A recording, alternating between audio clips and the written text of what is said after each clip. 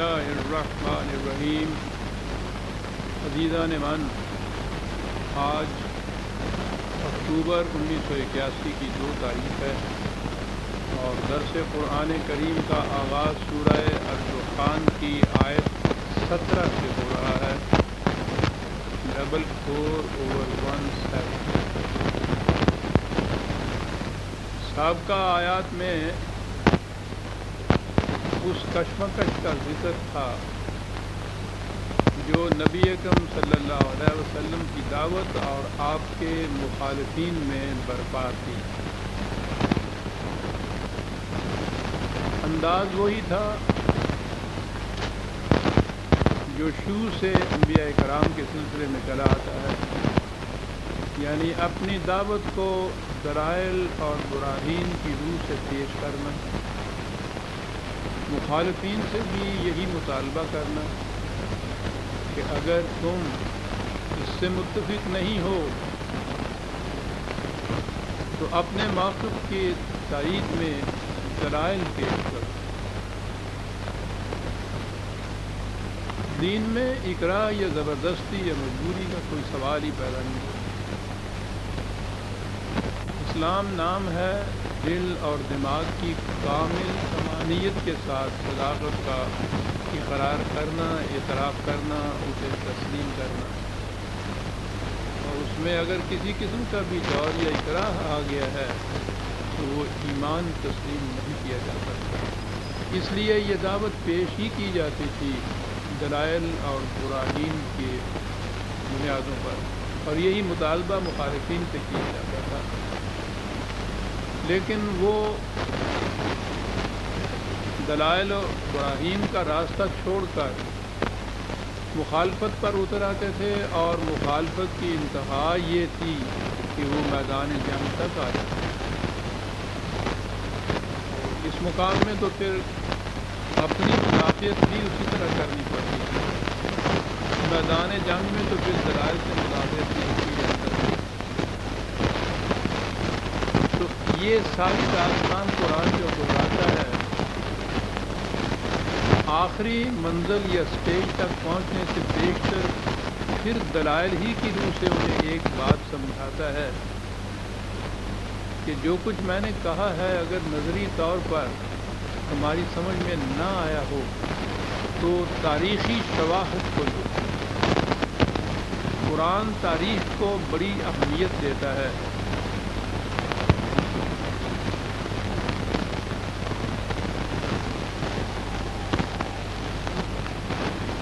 اس کے نزدیک تاریخ کے معنی یہ ہیں کہ قوانین خداوندی اٹل ہیں، غیر متبدل ہیں۔ کوئی قوم کسی زمانے میں کسی ملک میں جس قسم کی روش اختیار کرے گی اسی قسم کا نتیجہ برآمد ہوگا، اور اس میں کبھی اختلاف نہیں ہوگا۔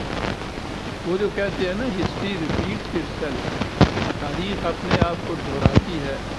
تاریخ واقعات کو نہیں دہراتی، بلکہ یہ جو اصول ہے تاریخ کا قرآن کریم نے بتایا کہ یہ اٹل قوانین ہیں کہ فلاں قسم کی روش کا نتیجہ یہ ہوگا، ہمیشہ ایسا ہی ہوگا، اور یہی چیز جو ہمیشہ ایسا ہوگا، جو شرط ہے اس میں، یہی چیز ہے جو اس چیز کو قانون بنا دیتی ہے۔ تو تاریخ میں قانون اپنے نتائج ہمیشہ وہی برآمد کرتا ہے جو ایک دفعہ اس نے کیے۔ اس لیے ایسے مقام پر آ کر قرآن کریم سابقہ اقوام کی تاریخ کو اپنی شہادت میں پیش کرتا ہے اور کہتا ہے کہ اس کا تو تمہیں علم ہے، اور قرآن کریم کیونکہ پہلے مخاطب عرب کے قریش تھے یا عرب کے ہی رہنے والے لوگ تھے، اس لیے وہ تاریخی شہادتیں بھی ان اقوام کی پیش کرتا ہے جن سے وہ عرب واقف تھے، دن رات جن کی کہانیاں دہراتے تھے۔ وہ سفر کرتے تھے تو راستے میں ان کی اجڑی ہوئی بستیوں کے کھنڈرات ان کے سامنے آتے تھے۔ ایک ایک چیز اس کی ایک ایک جزیات تک داستانوں کے طور پر ان کے گھروں میں دہرائی جاتی تھی، اس لیے انہیں یہ سمجھنے میں کوئی دقت ہی نہیں ہوتی تھی کہ فلاں قوم کا حشر کیا ہوا تھا۔ سمجھانا ان کو یہ تھا کہ یہ حشر ان کا ایسے ہی ہنگامی طور پر نہیں ہو گیا تھا، اتفاقیہ نہیں ہو گیا تھا، بلکہ انہوں نے فلاں قانون خداوندی کی خلاف ورزی کی تھی، اس کا نتیجہ یہ ہوا تھا جو تم دیکھ رہے ہو۔ یہ بات انہیں سمجھائی جاتی تھی کہ اسی سے کم از کم تم دیکھ لو کہ اگر تم بھی اسی قسم کی روش اختیار کرو گے تو جو اس کا نتیجہ ہوا تھا وہی تمہارا نتیجہ ہوگا۔ تو یہاں تک پہنچنے کے بعد قرآن کریم تاریخی شواہد میں وہ داستان حضرت موسیٰ علیہ السلام اور فرعون کو بڑی زیادہ اہمیت دیتا ہے اور اسے زیادہ تفصیل سے بیان کرتا ہے، اس لیے کہ یہاں بھی جو مخالفت ہو رہی تھی اس کی زیادہ سے زیادہ مماثلت اسی سے تھی جو فرعون اور حضرت موسیٰ علیہ السلام کے درمیان تھی۔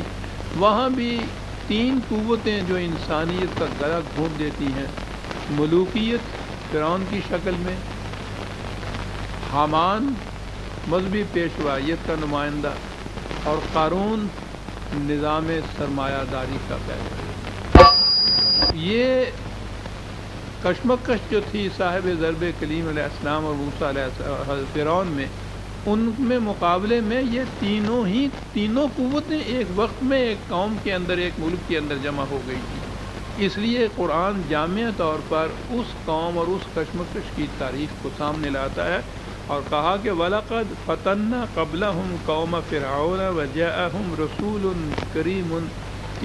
اسی قسم کی ایک تباہی کی داستان اس سے پیش آ چکی ہوئی ہے، اور وہ تھی فرعون کی۔ ان کی طرف ایک خدا کا رسول آیا، میں ابھی رسول کی بات کرتا ہوں، آ کے اس نے جو کہا ہے یہ دو لفظ بڑے ہی جامع ہیں، ان ادو الی عباد اللہ۔ بنی اسرائیل کی قوم کو فرعون نے اپنا غلام اور محکوم بنا رکھا تھا۔ مطالبہ یہ ہے حضرت علیہ السلام کا، مطالبے میں دو لفظ آئے ہیں اور یہ آزادی اور محکومیت کی پورے اصول اس کے اندر آ گئے ہیں۔ پہلی چیز تو یہ انہوں نے کہا ہے عباد اللہ۔ یہ خدا کے محکوم تو ہو سکتا ہے انسان، کوئی انسان کسی انسان کا محکوم نہیں ہو سکتا۔ تم نے جس قوم کو اپنا محکوم حق نہیں پہنچتا۔ عام طور پر سیاست میں ہوتا تو یہ ہے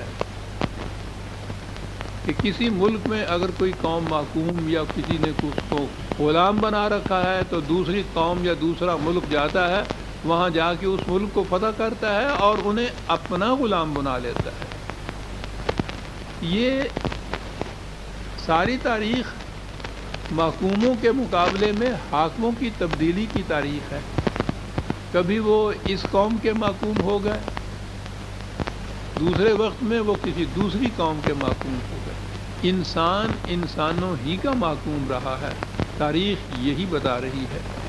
لیکن یہ جو انقلاب، آسمانی انقلاب ہے، اس میں ایک لفظ نے ساری بات بتا دی، عباد اللہ کہہ کے، کہ انسان تو صرف احکام خداوندی کا پابند یا محکوم رہ ہو سکتا ہے، انسانوں کا نہیں۔ اس لیے یہ خدا کے محکوم ہیں جنہیں تم نے اپنی محکومی میں لے رکھا ہے۔ اور اگلی بات یہ کہی ہے کہ انہیں میں اپنا محکوم بنانے کے لیے تم سے نہیں مانگ رہا، یہ نہ تمہارے محکوم ہو سکتے ہیں نہ میرے محکوم ہو سکتے ہیں، یہ اللہ کے محکوم ہیں، خدا کی محکومیت کے اندر ہی ان کو رہنا ہوگا۔ اس لیے کہا ہے ان ادو، اور یہ ادو کا لفظ اس کے معنی ہوتے ہیں جس کی کوئی چیز ہو اسے واپس دے دینا۔ عام طور پہ امانت کے لیے یہ لفظ آتا ہے۔ وہ امانت کسی کی چیز ہوتی ہے اور وہ آ کر جب واپس مانگتا ہے تو اسے جب وہ لوٹا دیتے ہیں، جس کی چیز ہے اسی کو دے دی جائے، تو اس کے لیے یہ لفظ آتا ہے۔ اب یہاں یہ دونوں لفظ آ گئے، ایک تو یہ کہ یہ عباد اللہ تھے، خدا کے معقوم ہو سکتے ہیں، انہیں تم نے اپنی معقومیت میں لے رکھا ہوا ہے۔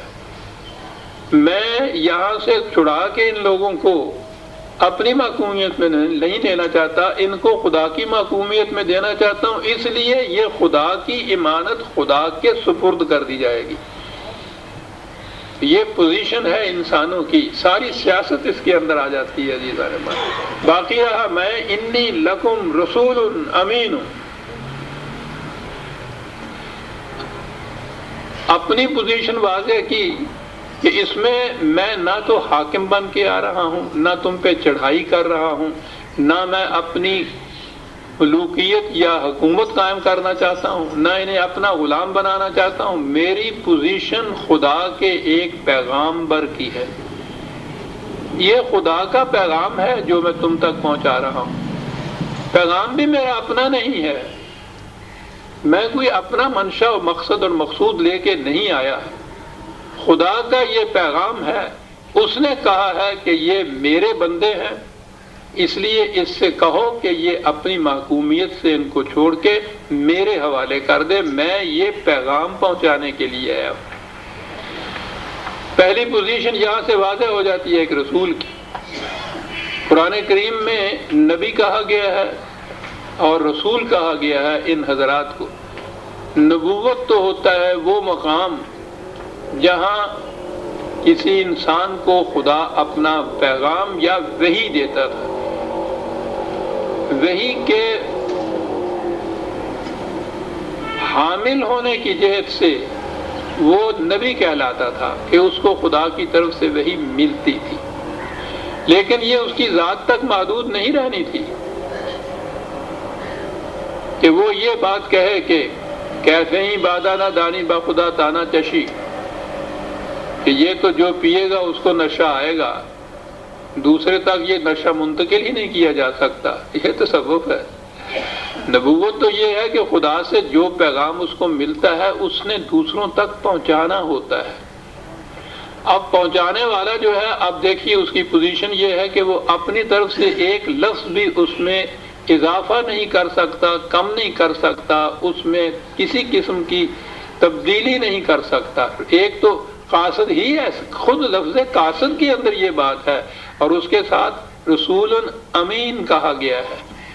قاصد بڑا ہی امانت دار قاصد، یعنی اس سے اب رسول کی پوزیشن بڑی واضح ہوتی ہے کہ خدا کے پیغام میں رسول اپنی طرف سے کچھ بھی نہیں کر سکتا۔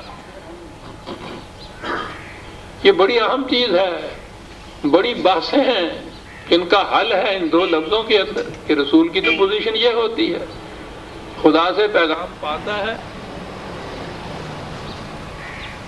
بجلی گئی یا یہ گیا شیخ صاحب؟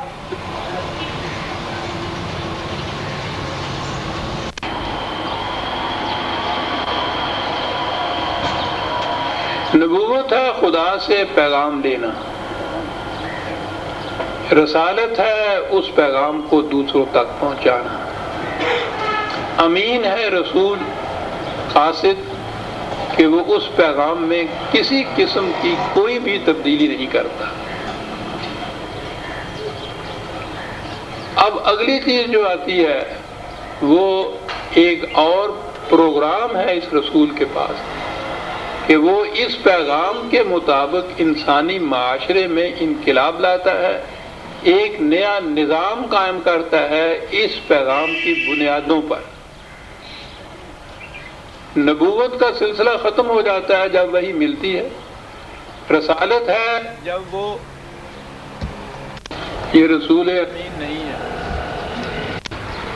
جی۔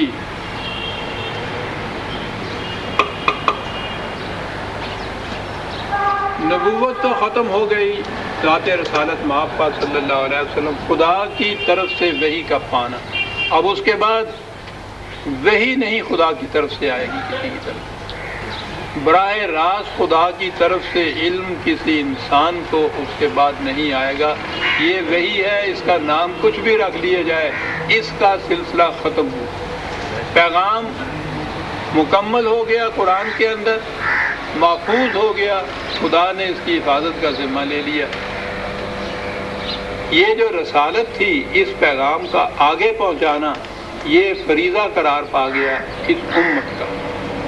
اسی لیے قرآن نے کہا ہے کہ پھر ہم نے اپنے بندوں میں سے ایک قوم کو چن لیا اس کتاب کی وراثت کے لیے. یہ امت وارث کتاب اللہ ہو گئی. اس کا فریضہ رسالت کا ہوا آگے پہنچانا، اور وہ دوسرا فریضہ اس کے مطابق نظام قائم کرنا. یہ ہے سلسلہ جو آگے چلنے والی بات.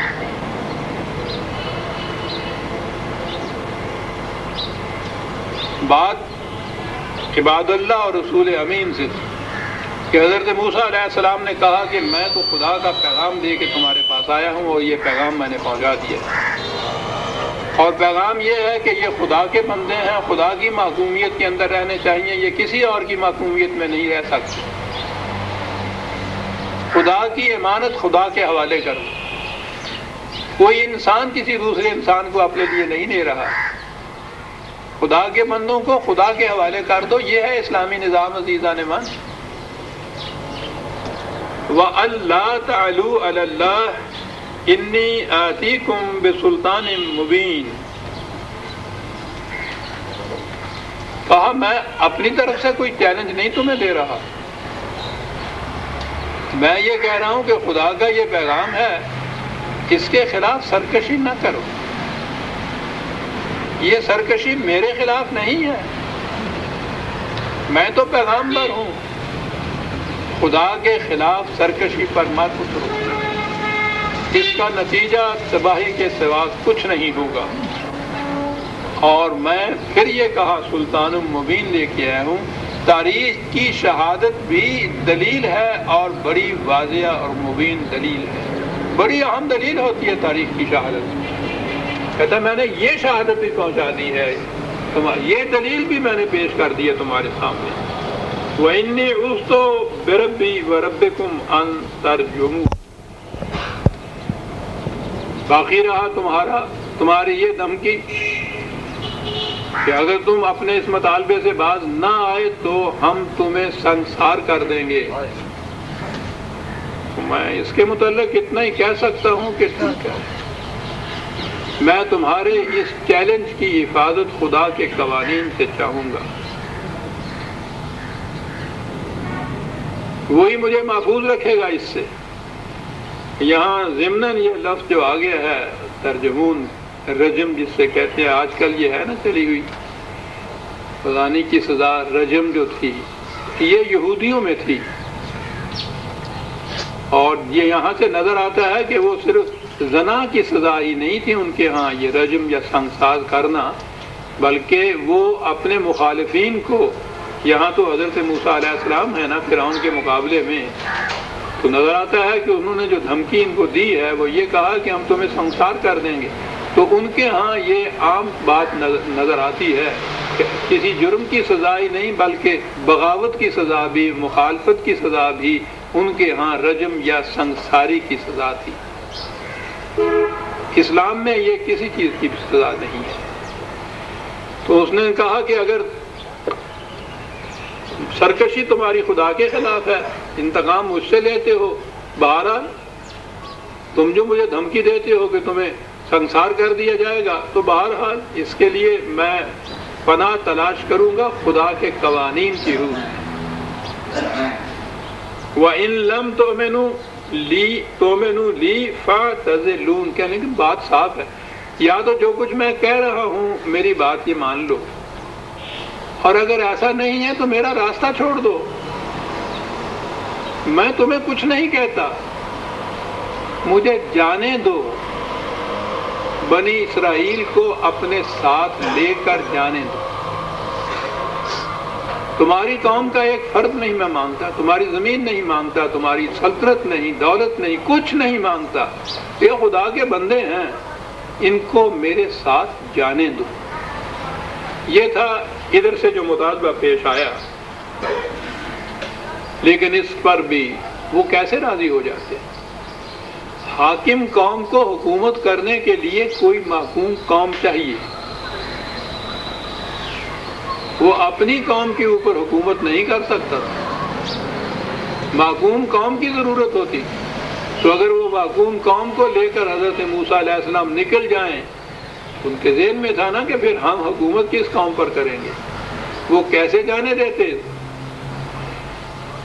اس لیے انہوں نے نظر آتا ہے کہ کہا کہ یہ مطالبہ نہیں مانا جا سکتا۔ فدعا ربہ ان ہؤلاء قوم مجرمون،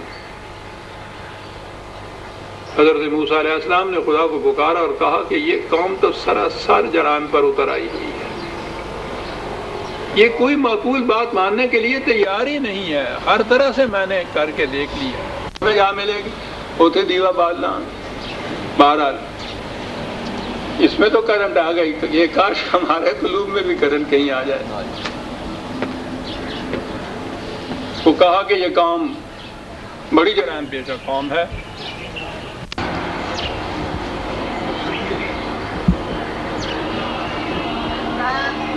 تو اس پر فیصلہ یہ ہوا، ارشاد باری تعالیٰ یہ ہوا، پروگرام خدا کا یا مشیت ایزدی یہ ہوئی، حضرت موسیٰ سے کہا گیا کہ فَأَسْرِ بِعِبَادِي لَيْلًا إِنَّكُمْ مُتَّبَعُونَ،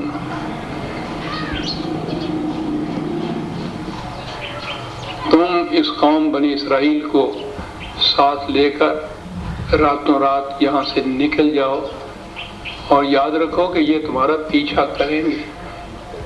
قرآن درمیانی کڑیاں چھوڑ دیتا ہے خود ہی پروگرام کی، وہ اتنی تفاصیل نہیں دیتا، کیونکہ یہ کوئی تاریخ کی کتاب تو ہے نہیں کہ اس نے اتنی تفصیل دینی ہے، وہ تو جو اصول ہیں ان کو بیان کرنا چاہتا ہے۔ کہا یہ گیا کہ ان کو لے کے نکل جاؤ۔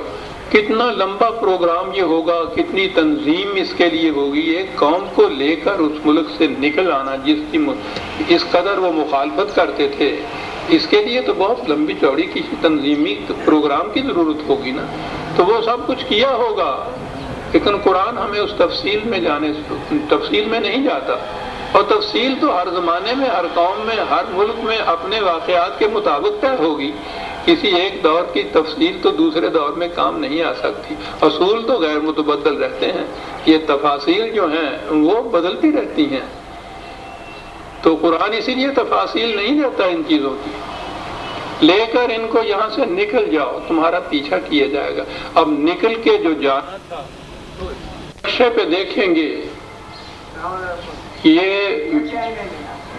مصر کے بارائی حصے میں یہ تھا سب کچھ، ذرا آگے بڑھیے تو ریڈ سی آ جاتا ہے درمیان میں، بحیرہ قلزم، اور اس کی دوسری طرف انہوں نے جانا تھا، اس میں بھی میں زیادہ تفصیل میں نہیں جاتا۔ اب تو نہر سویز تو اس کو پکڑ کے کھڑے رہیے،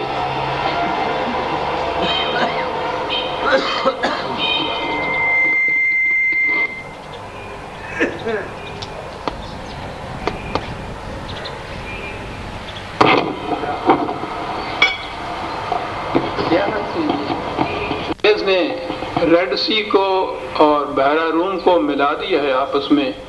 اس زمانے میں یہ ریڈ سی نہیں تھی، یہ نہر سویز نہیں تھی، وہ خشکی تھی، تو یہ بحیرہ قلزم یا ریڈ سی وہاں جا کے ختم ہو جاتی تھی، یہ اس سے ذرا پیچھے دو شاخوں میں بٹ جاتی تھی، بڑی شاخ تو مصر کی طرف تھی اور چھوٹی سی شاخ ادھر آ جاتی تھی، وہ ادھر اب سینا یا فلسطین آپ سمجھ لیجیے۔ تو یہ جو درمیان کا اس کے خشکی کا قطعہ تھا،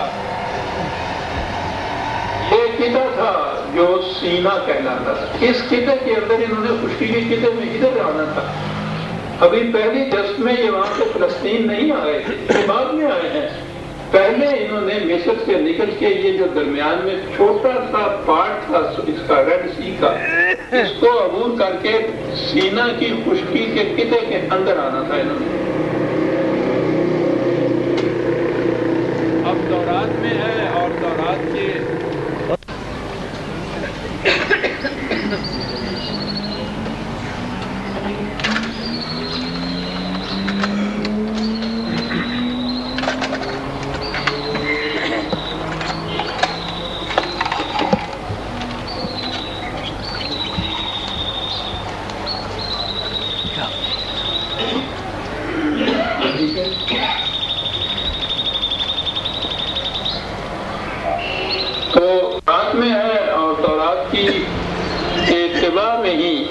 ہمارے ہاں کی تفاسیر میں بھی یہ بات آ گئی ہوئی ہے. ہمارے ہاں کی تفسیریں جو ہیں تو اکثر و بیشتر ان کو اسرائیلیات کہتے ہیں. تورات کے جو قصے ہیں، وہاں کے جو افسانے ہیں، وہ ہمارے ہاں کی تفاسیر میں آگے ہوئے ہیں. ہمارے ہاں بھی یہ ہے جو کہ تورات میں یہ ہے کہ وہاں آئے تو یہ پھر ایک معجزہ تھا کہ وہ حضرت موسیٰ علیہ السلام نے وہ سمندر پہ اپنا سونٹا مارا، عصا جس کو کہتے ہیں، اور اس سے وہ سمندر 2 پارٹ میں پھٹ گیا. 2 شیشے کی 2 دیواروں کی طرح وہ پانی ادھر ادھر کھڑا ہو گیا، اور درمیان میں خشک زمین تھی. اس میں سے یہ سارے بنی اسرائیل نکل کے اور وہ خشکی میں چلے آئے. اور بعد میں جب فرعون کا لشکر آیا تو اس وقت پھر پانی جو تھا دوبارہ اسی طرح سے آ گیا اور وہ ڈوب گئے، یہ پار نکل گئے. تو چونکہ ہمارا ذہن بھی عادی ہو گیا ہوا ہے کہ کوئی نہ کوئی چیز فوق الفطرت ہونی چاہیے، تو جب بات ہوئی نا، ورنہ نبی کاہے کا ہوا. جیسا ہمارے ہاں کہ یہ اولیاء اللہ جن کو کہتے ہیں، ان کی ایک ہی پہچان ہوتی ہے، ان کی طرف کرامات مشہور ہوتی ہیں. آپ دیکھیں گے کہ جب بھی ان کا ذکر آئے گا صوفیاء کرام کا یا اولیاء کرام کا، تو ان کی شان میں یہ نہیں ہوگا کہ انہوں نے فلاں علمی کارنامہ کو سر انجام دیا. بات یہ ہوگی کہ نہیں، یہ کرامت ان سے سرزد ہوئی. تو اقبال کے الفاظ میں محکوم کو پیروں کی کرامات کا سودا ہے، بندہ آزاد خود ایک زندہ کرامات ہے. وہ جو زندہ کرامات ہوتی ہیں نا نبی کی یا پیغمبر کی، اس پہ ہماری نگاہ نہیں ہوتی. وہ تو خود ایک کرامات ہوتے، اس کے لیے ہم ڈھونڈتے ہیں کہ اس کے کرامات، اس کے معجزات کیا ہیں. وہ دلیل نبوت بنتا ہے ہمارے ہاں سے. تو ہم ہر واقعہ کے اندر کوئی نہ کوئی معجزہ فوق الفطرت کی کارنامہ سامنے آئے، جب مانتے ہیں کہ ہاں بات ہوئی نا، یہ ہے نا جو نبوت کرتی تھی، جو نبی کرتا تھا، یہ ہے نا جو اللہ تعالیٰ نے کیا اس کے لیے. یہ چیز میں اس وقت معجزات سے بات نہیں کر رہا، میں یہ کر رہا ہوں کہ اگر یہ چیز ہو تو انبیاء کرام کا اسوہ جو ہے، ان کی جو زندگی ہے، وہ ہمارے لیے نمونہ نہیں بن سکتی. اگر ہر آڑے وقت میں ہونا ہے کہ کوئی نہ کوئی فوق الفطرت قوت آنی ہے اور اس نے آگے وہ مسئلہ حل کرنا ہے، تو ہمارے لیے تو وہ آئے گی نہیں. تو ہمارے لیے وہ چیز نمونہ کیسے بن سکے گی کہ ہم اس کے مطابق کریں تو ہمارا مسئلہ بھی حل ہو جائے. وہ تو انسانوں کی سطح کے اوپر جو کچھ وہ کر کے دکھائیں گے، وہ آنے والوں کے لیے اسوہ یا نمونہ بنے گا. اب یہ قرآن کریم میں پہلے ہم دیکھتے ہیں، پھر آئیں گے کہ خود تورات والوں نے، یہودیوں نے بھی اب وہ کیا کہہ رہے ہیں.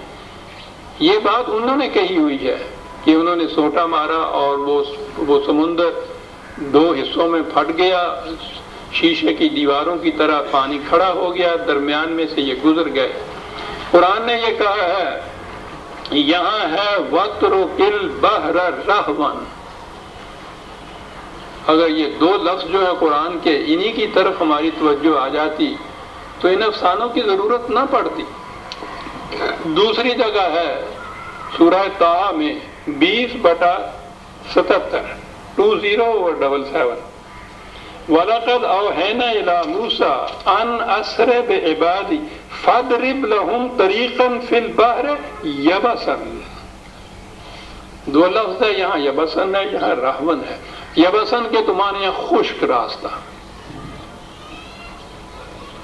کہ انہیں لے چل اور جو خشک راستہ ہے وہاں سے اس کو سینا کی وادیوں میں لے کے چلا جا بنی اسرائیل کو. وہ قرآن خود کہہ رہا ہے. تو یہ سمندر میں، یا ایسا سمندر کہ جہاں آ کے آخر میں نے کہا ہے نا کہ خشکی آ جاتی ہے، وہاں یہ خشک کس طرح سے راستہ ہوگا. قرآن کا اعجاز ہے عزیزان من.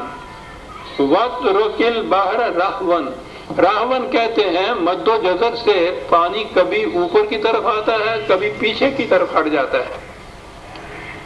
یہ جو پانی کا آگے بڑھنا اور پیچھے ہٹنا ہے، اس کو عربی زبان میں رہون کہتے ہیں۔ وہ اس طرح سے پانی کے پیچھے ہٹ جانے کو کہتے ہی رہون تھے، اور رہون جب ہو جائے گا تو جہاں سے پانی پیچھے ہٹ گیا ہے یبسن تو وہاں ہو گیا نا، خشکی وہاں پیدا ہو گئی۔ تو قرآن نے کہا یہ ہے کہ وہاں جا کے یہ دیکھو، یہ مد و جزر جو ہے، ٹائڈ جو ہے، یہ جب آئے گا تو میں نے کہا ہے نا کہ وہاں سے وہ خشکی آ گئی ہوئی تھی، آگے بھی خشکی تھی جہاں نہر سویز کاٹی ہے، سامنے کی طرف سے سینا کی خشکی تھی، چھوٹا سا پارٹ تھا درمیان کا، تو اس میں جب یہ وہ مد و جزر والا پانی آئے تو اس وقت تو پانی ہوگا۔ وطرق کے معنی ہے جب پانی پیچھے ہٹ جائے اور وہاں یہ خشکی آ جائے تو اتنے میں لے کے ان کو پار چلے جاؤ، اور اس کے بعد ان کے پیچھے ان کی دیکھا دیکھی وہ قوم جو تھی جو تعاقب کر رہی تھی فرعون کے آدمی، وہ جب آئے ہیں تو قرآن نے بتایا یہ ہے کہ اتنے میں پانی آ گیا تھا۔ بات بڑی صاف سی ہے، سمجھ میں آ سکتی ہے، قرآن کے اندر دونوں لفظ موجود ہیں۔ اس طرح سے ان کو لے کے وہ آگے گئے، اور اس طرح سے پیچھے سے یہ جو آئے فرعون کے لوگ وہ اس طرح اس پانی میں غرق ہوئے۔ میں نے عرض کیا ہے کہ یہ جو قصہ ہے نا، سونٹا مار کر وہ دو پارٹ میں اس کا بٹ جانا، وہ تورات کے اندر افسانہ ہے، اور اب قرآن کریم نے یہ جو کچھ کہا ہے یہ تو وہ نہیں ہے جو وہ کہتے تھے، وہ تو سیدھی سی بات قرآن نے کہی ہے نا کہ راہون مد و جزر کا ہے اور خشکی کا حصہ تھا جہاں سے لے کے چلو۔ یہودیوں نے خود اپنی تورات کا جو نیا ٹرانسلیشن شائع کیا ہے 1962 میں شائع کیا، امریکہ کی تورات کی پبلیکیشن کی بہت بڑی مرکز ہے ان کا، وہاں سے یہ شائع کرتے ہیں۔ تو جو انہوں نے شائع کیا ہے تورات کا نیا ٹرانسلیشن انگریزی میں، اس میں یہ لکھا ہے کہ تحقیقات جدیدہ نے یہ بتایا ہے کہ یہ جدھر سے حضرت موسیٰ اپنی قوم کو لے کے گئے تھے وہ حصہ تھا اس شاخ کا بحیرہ کلزم کے جہاں پانی آتا تھا کبھی اور پانی چلا جاتا تھا، اور وہاں سرکنڈا اگا ہوا تھا، اس کو سی آف ریڈز کہتے ہیں۔ اب بھی اس کا نام سی آف ریڈز ہے اس حصے کا نام، حالانکہ اب یہ وہ تو کوئی بحیرہ کلزم سیدھا جا ملتا ہے، لیکن اس زمانے کے اعتبار سے انہوں نے کہا ہے کہ وہ جو سی آف ریڈز آتا ہے ہمارے ہاں، یہ حصہ تھا جہاں یہ مد و جزر کی روح سے پانی آتا تھا اور جاتا تھا، اور وہاں سرکنڈا اگا ہوا تھا۔ حضرت موسیٰ علیہ السلام اپنی قوم کو اس راستے سے لے کے سینا میں پہنچے تھے۔ یہودیوں نے اپنی تورات کے نئے ترجمے کے اندر یہ چیز لکھ دی ہے۔ یہ ہے اعجاز، یہ ہے معجزہ قرآن کا عزیزان مان،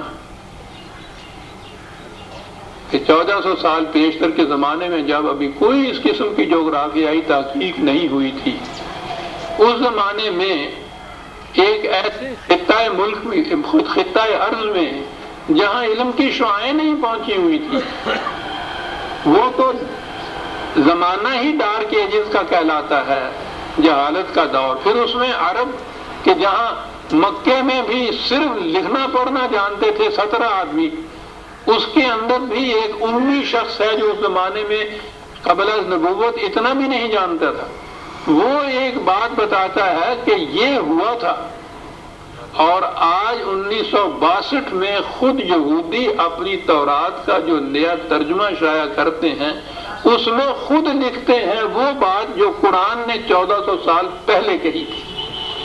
معجزہ یہ ہے عزیزان مان، یہ ہے چیز جس سے ہم کہیں گے کہ یہ کسی انسان کے ذہن کی فکر یہ کہہ ہی نہیں سکتی تھی اس زمانے کے اندر، کہیں اور نہیں اس زمانے میں کہیں ملے گی یہ بات سوائے قرآن کے۔ لیکن ہم قرآن والوں نے قرآن کے ان الفاظ کو تو چھوڑ دیا تھا، اور ہم نے بھی اسی تورات کے افسانے کے اپنے ہاں لے کے ساری تفسیروں میں یہی لکھوایا ہوا تھا جناب، ورنہ قرآن تو 1400 سال پہلے اس زمانے میں یہ بات کہہ گیا۔ یباسن بھی کہا ہے، رہون بھی کہا ہے، دونوں کو ملا لیتے تو بات وہ آ جاتی کہ جو آج انہوں نے اپنے ہاں کی تورات کے ترجمے کے اندر لکھ دیا ہے۔ बहरहाल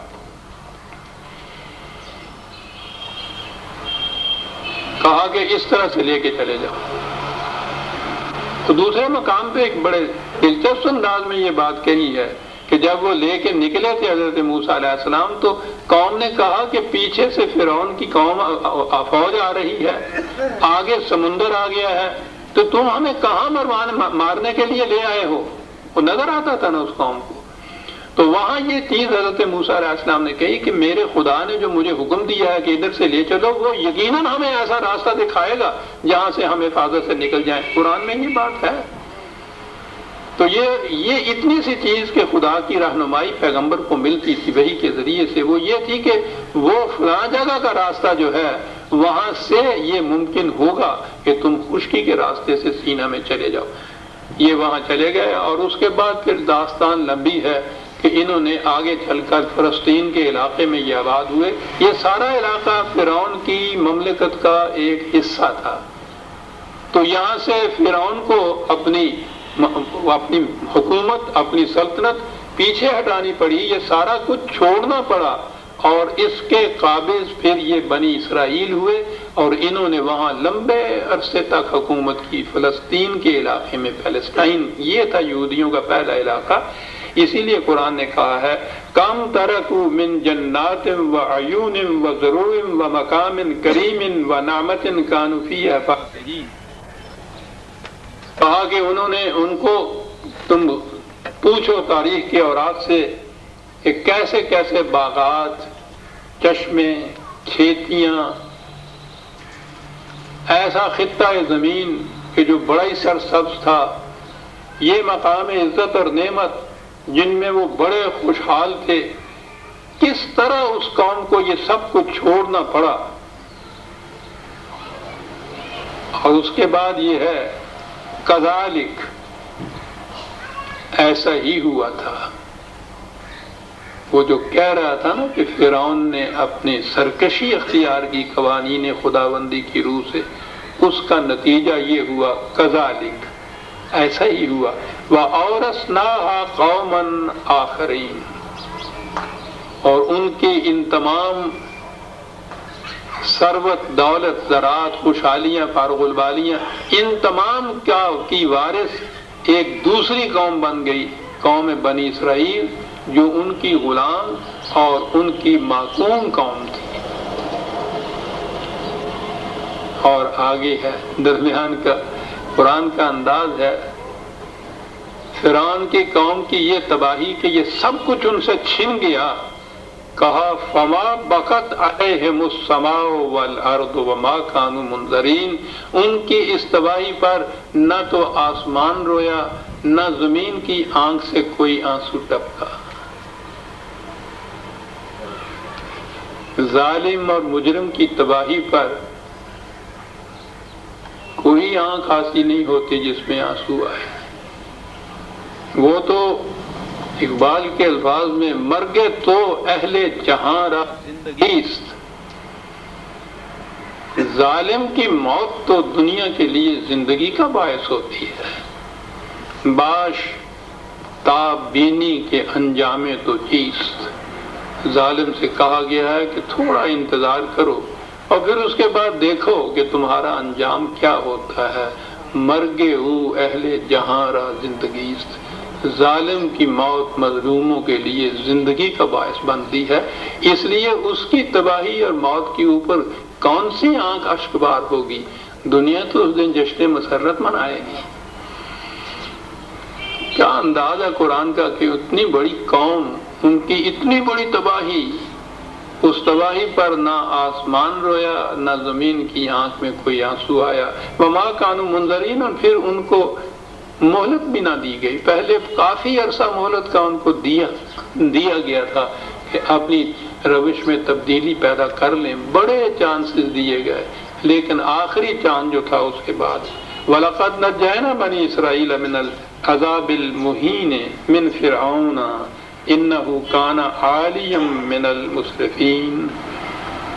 और फिरौन को हमने अजाब तो तबाही या बर्बादी عذاب تو بہرحال ایک لفظ آباد عذاب ہے، اس میں سب کچھ آ جاتا ہے، لیکن ساتھ اس کے مہین کہا ہے ذلت آمیز عذاب، کسی کو اذیت پہنچانا، کسی کو تکلیف دینا بجائے خیش ایک ظلم ہے، جرم ہے، لیکن اس کے ساتھ اس کو ذلیل کرنا جو ہے یہ اس سے بھی زیادہ بڑا سنگین جرم ہے کہ قرآن نے وَلَقَدْ كَرَّمْنَا بَنِي آدم کہا ہے کہ ہم نے ہر انسانی بچے کو واجب و تکریم پیدا کیا ہے۔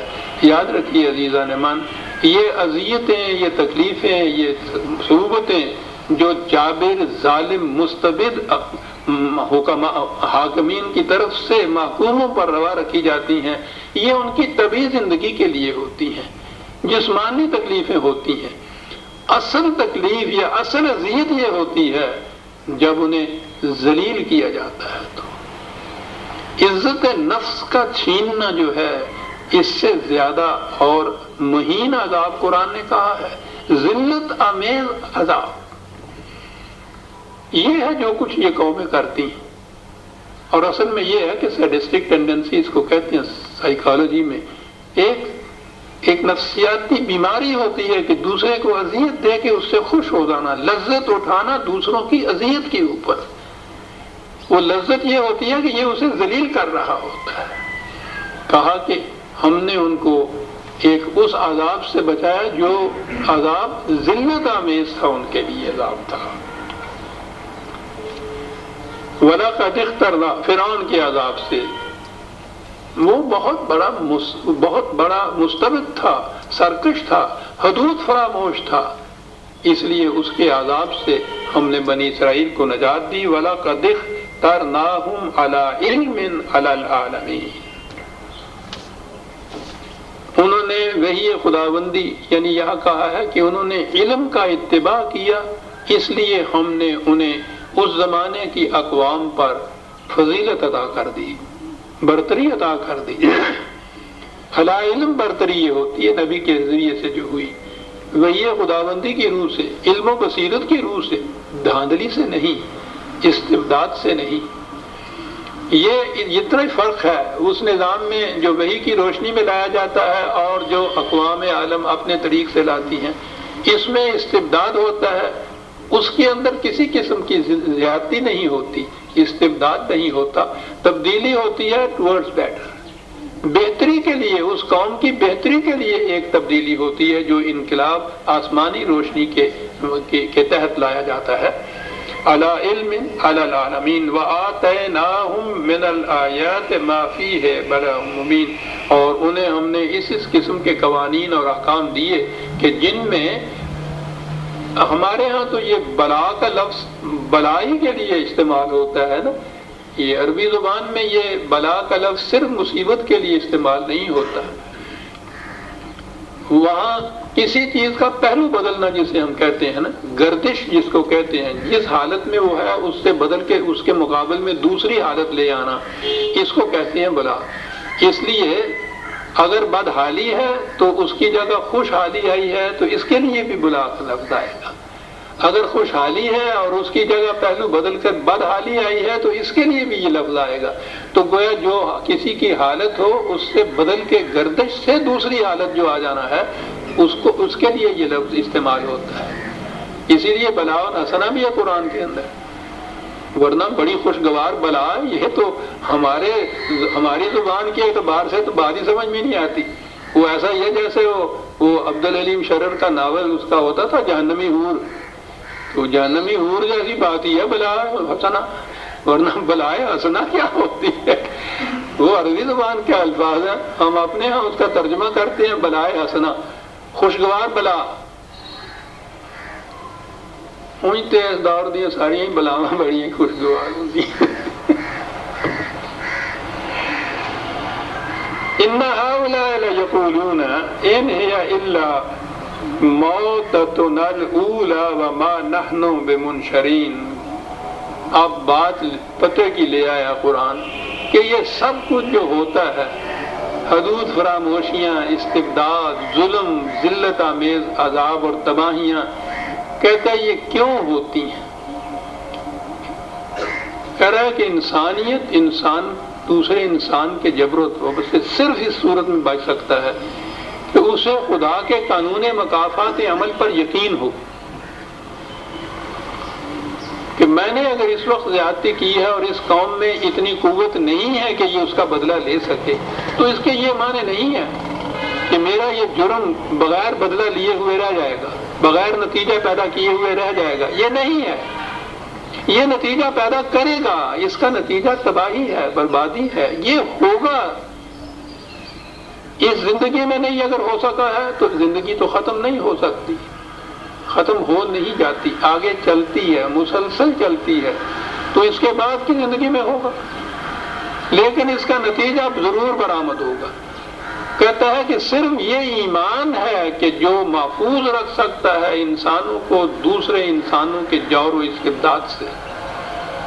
اگر یہ ایمان نہ رہے تو پھر تو جس کی لاٹھی اس کی بھینس، لا آف دی جنگل ہے، جس کے پاس قوت ہے وہ دوسروں کو دبا لیتا ہے، اور پھر وہ یہ کہتا ہے کہ مجھے کون پوچھنے والا ہے صاحب، یہ چیز ہے مجھے کون پوچھنے والا ہے، کہ جو اس پہ ان لوگوں کو آمادہ ہی نہیں ہے، جری کر دیتا ہے کہ جہاں کہیں کمزور و ضعیف نظر آئے بطش ربک، اس کو بطشن شدید قرآن کہتا ہے، گرفت کرتے ہیں اور سختی سے گرفت کرتے ہیں کہ ان کی ہڈیاں توڑ دیتے ہیں، کیونکہ ان کو یہ یقین ہوتا ہے کہ ہمیں کوئی پوچھنے والا نہیں ہے۔ اور اگر یہ ایمان ہو کہ نہیں پوچھنے والا ہے اور ہم سے پوچھا جائے گا اس کے متعلق، وہ کہتا ہے کہ پھر اس استبداد اور ظلم کے اوپر قومیں نہیں اترتی۔ کہا کہ یہی چیز اس قوم میں ہے جس کا جو ہماری مخاطب ہے اس وقت، ان کی بھی دلیل یہ ہے کہ ان ہے الا موتتنا الاولی وما نحن بمنشرین، اس موت سے زندگی کا خاتمہ ہو جاتا ہے، اس کے بعد زندگی کا قصہ یوں ہی افسانے ہیں، کہاں کا زندہ ہونا اور کہاں کا حساب کتاب اور کہاں کا مکافات عمل، بالکل نہیں، ٹھیک ہے۔ اور یہاں اگر انتظام کر دیا جائے کہ جو کچھ ہم کر رہے ہیں اس کے نتائج سے ہم محفوظ رہ سکتے ہیں، تو پھر اس کے بعد راوی عیش لکھتا ہے جو جی میں آئے کرو، کوئی پوچھنے والا ہی نہیں ہے۔ کہا کہ یہ قوم بھی جو تمہاری مخاطب قوم ہے، دلائل و براہین سے نہیں مانی، تاریخی شواہد کے بعد بھی یہ اپنی روش سے باز نہیں آئی، تو اس کی وجہ یہ ہے کہ ان کا عقیدہ یہ ہے کہ زندگی اسی دنیا کی زندگی ہے، موت کے ساتھ انسان کا خاتمہ ہو جاتا ہے، اور اگر ہم نے انتظام کر دیا کہ یہاں ہمیں کوئی نہ پوچھے تو اس کے بعد پھر معاملہ ختم ہو جاتا ہے۔ یہ وجہ ہے اصلی کہ جو یہ باز نہیں آتے، اور یہی چیز عزیزان مان آج ساری دنیا کے اندر جس قدر ظلم اور استبداد ہو رہا ہے کمزور قوموں پہ، اس کی وجہ یہ ہے کہ یہ جو ایمان ہے آخرت کا جسے ہم کہتے ہیں، یہ ایمان نہیں ہے کسی قوم کے اندر، اور کہیں نہیں، نہ دیر میں نہ حرم میں خودی کی بیداری، خواہ وہ نام مسلمان نام رکھنے والی قومیں ہیں یا غیر مسلم اقوام ہیں، یہ ایمان نہیں ہے اس چیز کا کہ جو کچھ ہم کر رہے ہیں اس کا مواخذہ بھی ہوگا اور اس کا حساب ہوگا، یعنی اس کے نتائج ہمیں بھگتنے پڑیں گے۔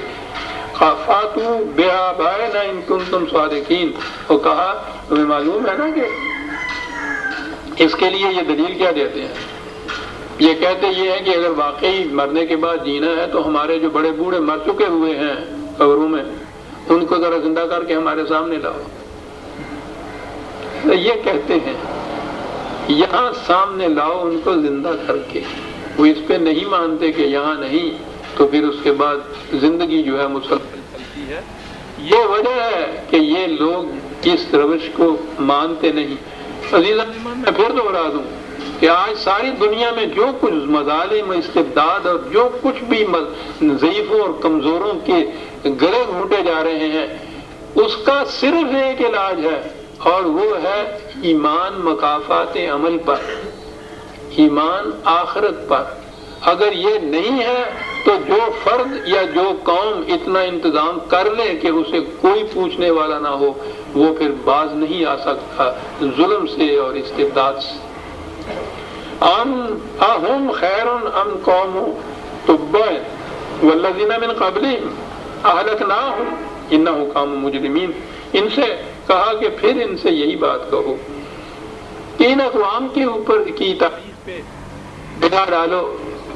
تبا کی قوم یمن کے علاقے میں رہتی تھی جو ان سے بالکل قریب تھا، اور اس کی داستانیں، اور وہ کوئی زیادہ دیر کی بات بھی نہیں تھی، قریب ترین دور میں وہ قوم ہوئی تھی. کہا ان سے پوچھو کہ تبا کی قوم تو تمہارے سامنے تباہ ہوئی ہے، اور اس سے پہلے بھی یہ عاد اور سمود وغیرہ کی قومیں راستے میں ان کی بستیاں تمہارے آتی ہیں، تو وہ کیوں تباہ ہوئی تھی؟ ان کے پاس تو تم سے کہیں زیادہ ثروت، طاقت، قوت موجود تھی، کیوں اس کے باوجود وہ تباہ ہوئی؟ اس لیے کہ انہوں نے قوانین خداوندی سے سرکشی برتی، انسانیت پر مظالم کیے، اس کا نتیجہ یہ کام ہو گیا. ہم نے انہیں ہلاک کیا، انہم کانوا مجرمین، اس لیے کہ وہ یہ جرائم جسے ہم کہتے ہیں نا، اس کے معنی یہی نہیں جو ہمارے ہاں جو ہمارے ہاں تو جرائم عام طور پہ دو چار اس قسم کی چیزیں ہیں نا، وہ زنا ہے، چوری ہے، کوئی ڈاکہ زنی ہے، کوئی فریب کاری ہے، جس کو کرائمز کہتے ہیں. اصل چیز تو اس سے بڑی چیز ہے. عربوں کے ہاں یہ قوم تو بڑی پتہ نہیں ایسی عجیب و غریب قوم تھی، تہ تک پہنچتی تھی. کسی دوسرے کے درخت کا پھل کاٹ کے لے جانا، اس کو جرم کہتے تھے. وہ اب پھیلا لیجیے اس حقیقت کو، جرم کی حقیقت سامنے آ جائے گی آپ کے. ساری قومیں اس میں لگی ہوئی ہیں. دانا این کارت ہاں حاصل براد، امت بر امت دیگر چرات. کوئی قوم اپنے کھیت میں سے نہیں کھاتی، دوسرے کے کھیت میں سے کھانے کی کوشش کرتی ہے. بوتا یہ ہے کاٹ کے لے جاتے ہیں. اسی کو تو عربی زبان میں جرم کہتے تھے. کہا کہ وہ قوم مجرمین قوم تھی. جو قوم بھی یہ کرے گی اس کا نتیجہ یہی ہوگا جو قرآن بتا رہا ہے. باقی رہا یہ کہ صاحب کوئی پوچھنے والا نہیں. وما خلقنا السماوات والارض وما بینہما لاعبین. کتنے منٹ اور ہو رہے ہیں؟ اچھا جی، میں سمجھتا ہوں کہ اس کو پھر ہم آگے کہا اس کے لیے کیے گیا ہے کہ ہم نے یہ ارض و سما کھیل کود کے طور پر نہیں بنا. یہ بڑی اہم بات ہے. قرآن کے دیگر مقامات میں مکافات عمل کے سلسلے میں یہ چیز آئی ہے کہ یہ زمین و آسمان کا سلسلہ اس لیے متحرک ہے کہ کسی شخص کا کوئی عمل بغیر نتیجے کے نہ رہ جائے. یہ بہت بڑی چیز ہے. تو اس لیے اس اعلان کے ساتھ آج میں اسے ختم کروں گا کہ اب درس کا وقت 1.5 گھنٹے سے گھٹا کے میں نے 1 گھنٹہ کر دیا ہے. تو میں نے پچھلی دفعہ بھی کہا تھا نا، اس کمزوری کی وجہ سے میں تھک جاتا ہوں. تو درس 1 گھنٹے کے لیے وہ 1 گھنٹہ ہو گیا ہے. سورہ الدخان کی ہم آیت 37 تک آئے ہیں، 38 سے آئندہ لیں گے. آئندہ جمعے کو تو عید الاضحیٰ ہوگی، تو لہذا اس کی وجہ سے تو بہرحال درس کی ایک چھٹی اور ملے گی. آپ احباب کو میری طرف سے اس عید کے لیے پیش کی مبارکباد.